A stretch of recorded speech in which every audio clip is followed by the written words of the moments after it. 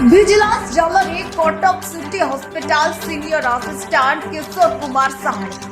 आय बहिर्भूत संपत्ति ठूल अभियोग में 5टी स्थान में विजिलेंस चढ़ाऊ कर से 1,24 लाख टंकार आय बहिर्भूत संपत्ति ठूल कर अभियोग आसवा पर विजिलेंस एकाधिक टीम आज 5टी जगार चढ़ाऊ कर कटक जोब्रा 3 महला घर सीडीएमओ ऑफिस कटक किशोर नगर पैतृक घर चौद्वार घर और कटक देउली साहिरे शशुर घरे चढ़ाऊ चली सरकारी टंका आत्मसात घटना जेरा करुछि विजिलेंस 1,24 लाख टंकार हेरफेर घटना विजिलेंस कटक 5टी स्थान में रेड जारी रखिछि।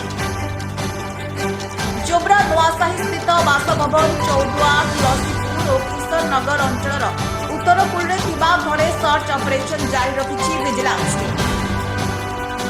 टीम रे 9 जन डीएसपी 10 जन इन्स्पेक्टर 7 एएसआई और अन्य विजिलेंस कर्मचारी शामिल अछंती। ब्यूरो रिपोर्ट स्वर ओडिशा।